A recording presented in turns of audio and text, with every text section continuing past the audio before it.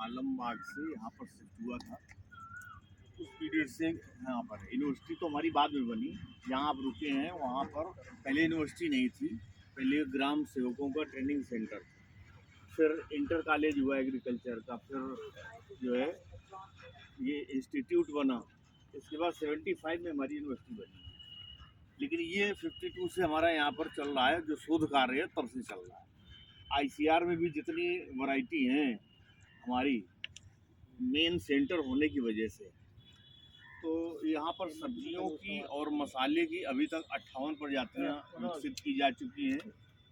इनमें से कुछ वैरायटी नेशनल लेवल पे आज दिन भी बहुत अच्छी चल रही हैं, कुछ पीछे पिछड़ जाती हैं इसलिए क्योंकि किसान उनको पसंद नहीं करता, क्योंकि मार्केट में फिर उनको नहीं पसंद किया जाता, इसलिए उनकी डिमांड कम हो जाती। भले भी चाहिए तो नहीं अच्छी हो।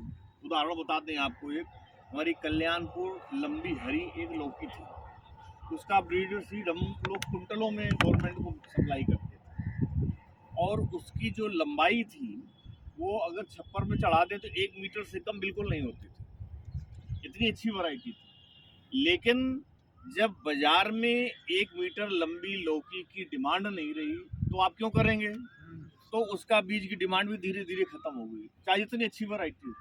तो इसलिए कुछ वैरायटी समय के साथ साथ पीछे छूट जाती है और छोड़ भी देनी चाहिए, क्योंकि जब आपको जिस खेती में फ़ायदा नहीं होगा वो क्यों करेंगे। तो हम तो यही कहेंगे कि मार्केट में जिस भी फसल की डिमांड हो और आपकी बिल्कुल ऐसे फसल बिक जाए वो चीज़ करें। हम मान लीजिए कि मसाले के वैज्ञानिक हैं, सब्जी के वैज्ञानिक हैं, तमाम जगह आपको और तमाम फसलों को मिलेंगे। तो आपकी जिम्मेदारी है कि सबकी बात सुनो खुद धैर्य से, ठीक है, लेकिन अपने मन में बिठाइए वही फसल जो आपको लगे कि हम बाजार में आराम से बेच लेंगे और कम समय में फसल पूरी हो जाएगी, कम मेहनत लगेगी, कम लागत लगेगी।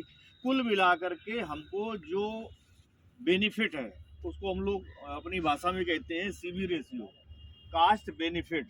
आप 1 रुपया लगावें इस फसल में तो 1 के मुकाबले किसी फसल में आपको 2 रुपये मिलेगा, किसी फसल में 4 रुपये मिलेगा। तो जिसमें सीबी रेशियो अच्छा है वही फसल केवल करना लाभदायक है। सब लोग दुनिया में अपने अपने फायदे का काम कर रहे हैं, तो किसान क्यों नहीं करें। तो हम लोगों का जितना भी काम है, यहाँ पर बच्चे भी पढ़ने आते हैं, इधर देख रहे हैं जो क्लासरूम बनी है, एमएससी पीएचडी के बच्चों को पढ़ाते हैं। जो बीएससी की क्लास हैं उनकी संख्या ज़्यादा होती है, पूरे देश से आते हैं, विदेश से भी बच्चे आते हैं, तो उनके बड़े बड़े लेक्चर थिएटर वहीं कैंपस में बने, वो क्लास वहाँ पढ़ाने जाते हैं। बाकी यहाँ पर सीड प्रोडक्शन का प्रोग्राम है, रिसर्च का प्रोग्राम है, और जो बच्चे पीएचडी वाले हैं वो अपनी थीसिस का काम करते हैं, वो सब काम यहाँ पर होता है।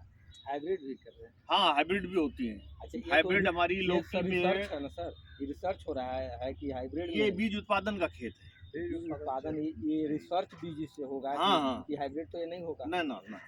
तो हमारी टमाटर में, बैंगन में, लौकी में हाइब्रिड वैरायटी भी है।